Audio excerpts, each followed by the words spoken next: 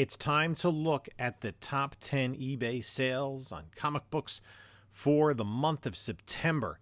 4 modern books make the top 10. Let's take a look next on this video from Bronzeville Comics.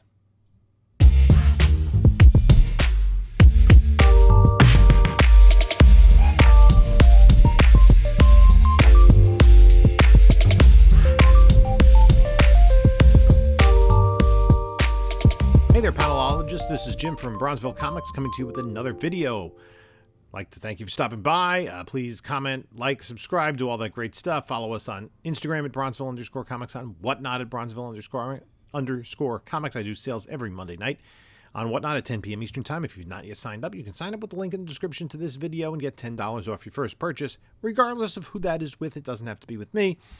There's also a link to my eBay store as well as my email. So we're going to look at the eBay top 10 sales, and there's something maybe a little bit fishy about number 1. And there are also 4 modern variants. Crazy. Let's start with, where are we? Number 10. Incredible Hulk number 1 in a CGC 4.0 that sold for $17,000. It was originally listed for $23,000, and it's a UK price variant. The UK price variant discount is real. I don't understand it at all. Right? When we're talking about like Copper Age books, people pay up for Canadian price variants. Forget about Australian price variants. But the UK price variant, people look down on that for the Silver Age keys. In August, a cents copy, as opposed to a pence copy, of Incredible Hulk number 1 in a 4.0 sold for $24,000. The asking price on this book was $23,000. A best offer of $17,000 was accepted. It doesn't make sense to me because they were printed at the same time. And actually, the speculation is among comic book historians is that the UK, the pence copies were actually printed first so that they would have time to be shipped over to Great Britain. And often people believe that the colors are a little richer, a little more vibrant because they were earlier in the print run where, I don't know, the inks were fresher and the plates were sharper. I don't know. But it seems as though it's still, these books are selling at a discount compared to their cents compatriots. And the books are identical except the plate was replaced. Instead of having 12 cents, it was, 9 pence. Okay, so you are getting a discount for those books, and I know there are collectors that hunt them out because you can get great books a little bit cheaper, and if the community ever figures out, wait a minute, these are rarer, they were printed at the same time, they're not reprints, they look better, I want them more, then the price may go up. Let's look at number 9 on the list, and we have a old standby, Amazing Fantasy 15. This copy, a CGC 2.5 that sold for $18,500, which was a really good deal considering last week there was a sale of a 2.5 for $23,500, a $5,000 difference. The book is in these lower grades has pretty much been holding steady most of 2023 in that low 20s range. So I think the $18,500 was a pretty good deal.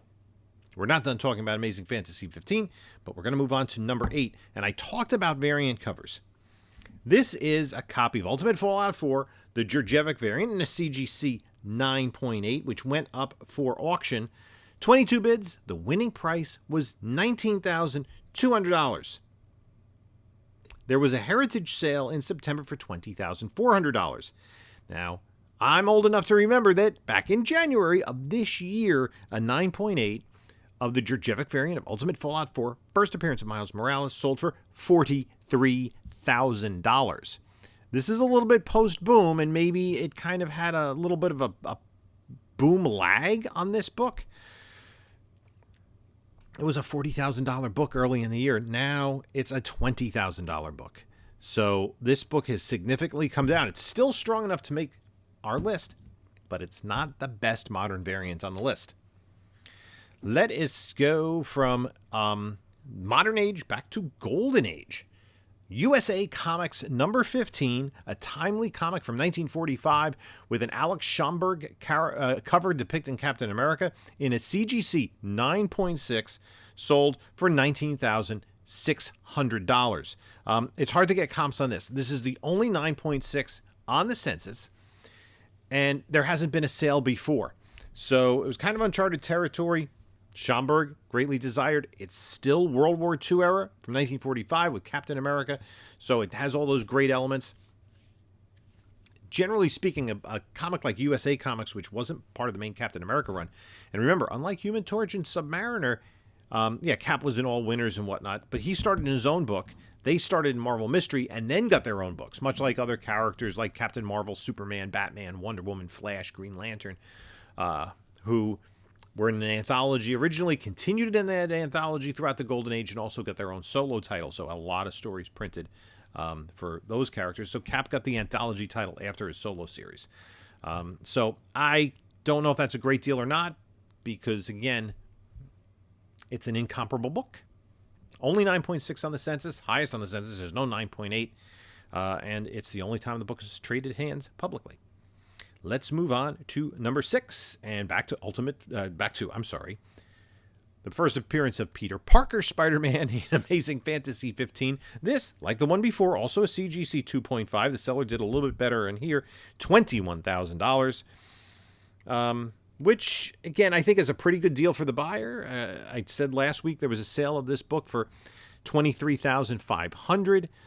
So $21K is a decent bargain, like a couple $1,000s off for the buyer, but still obviously a pricey book, a book that we see appearing on this list again and again. Spider-Man, always popular, and we're going to see more of Tom Holland as Spider-Man in the MCU at some point once the actor strike is over. Rumors, Tobey Maguire in Secret Wars. I don't think we've seen the last of either Tobey Maguire or Andrew Garfield in the role. Maybe not both of them, but I think at least one of the two will be back. And if you're doing a multiversal Secret Wars, you got them right there. The fans want to see it. People will be paying money at the box office to see more of all three Spider-Man actors. That is, so that's number 6. Let's move on to number 5. Another Marvel Silver Age key, X-Men 1 in a CG 6.0, sold for $21,250. A best offer accepted for a listing of $25,000. A good sale. This is one, not a bargain. The seller did well on this. The most recent sale in a 6.0 was $16,000 in August, and prior to that, $20,000 in February. So it's up in grade.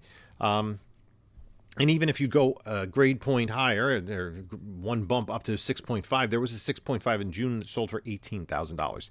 Now, granted, that 6.5 was faded. So, in a case like that, it probably doesn't affect the grade technically as harsh as it should, but it's certainly going to filter out some potential buyers who don't want a faded copy of the book. So I think that particular book was a good deal for the seller. Seller did well. Let's move on to number 4, a book appearing for the second time on the list, but this is a little bit different in a couple of scenarios.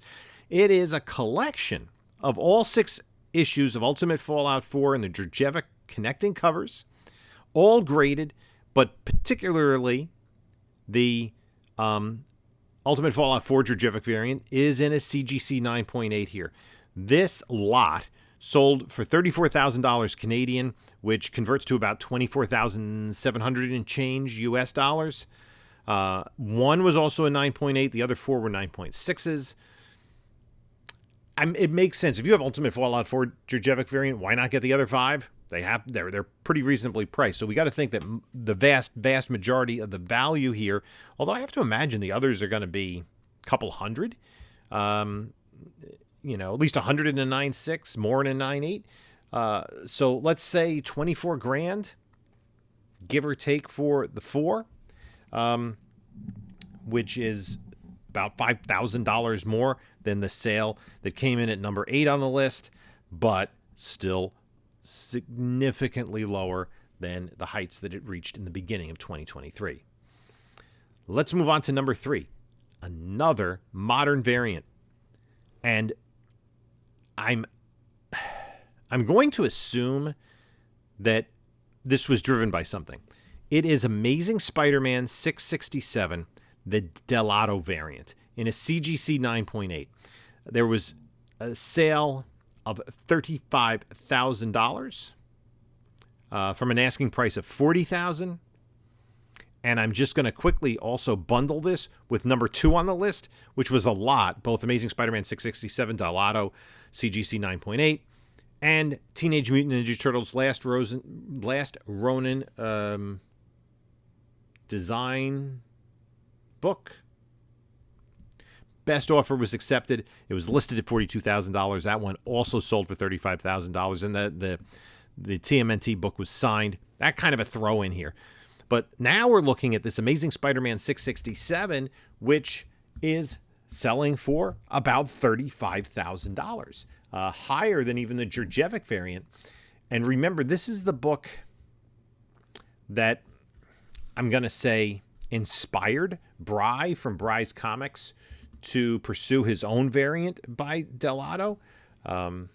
And there was a lot of controversy around that, but I'm wondering if that just brought attention to this rare book, which there are only a handful of. And there's how many on the census? There are 66 on the census, 7 signature series, so 73 in all grades on the census. Only about a third of them are in a 9.8, and the 9.8 has been selling for $40,000. There was a $43,000 sale on Heritage Auctions in June of last year. In January of this year, $37,200, and then this best offer accepted. Very strange that the Jurjevic variant doesn't even get the top modern spot on the list, or the second. 2 of these Delatos. I'm trying to think how many there were available. There was I think there was a limit on them, but I don't recall what that limit was. It's a 1 in 100 ratio. So there are only a few hundred, maybe that are in public's hands. And this is, kind of interesting variant that most people aren't going to know what it is. But most people are going to know what number 1 is. Very, very fishy sale. Incredible Hulk 181, first appearance of Wolverine in a CGC 9.8 white pages, sold for, at auction. 32 bids, sold for $42,100. That's really low. That is like ridiculously low for a 9.8. And then when you click and look for more detail on the sale, and you can just Google, just not Google. You can go into eBay and type Incredible Hulk 181 CGC 9.8. Look under sold listings. It's still listed in the sold listings, but there's no. You click to see the listing, and it's disappeared. It's not there anymore. So I want you guys to chime in what you think may have happened. Did the seller just kind of renege on letting the book sell for $42,000? I'm not sure. It's really fishy that there is no detail there. There's an incredible lack of transparency, and the community wants to know what these books sold for. What's the fair market value? I mean, if you have a Hulk 181 at CGC 9.8, that's a big boy book. That is a major book from the Bronze Age. There are only 143 of them on census. Now, the sale here, if you look at the eBay listing, it says auction 32 bids, $42,100.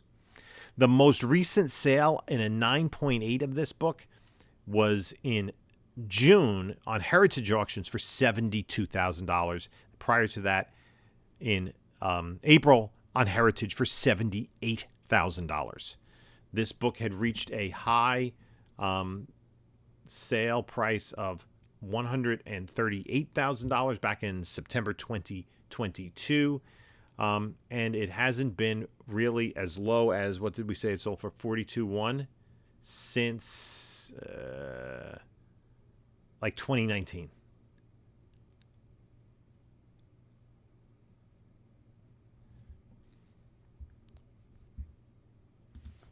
You know, I mean, it just incredible. Yeah, it first, I guess, no, maybe 2020, it was still in the 30s. So it, yeah.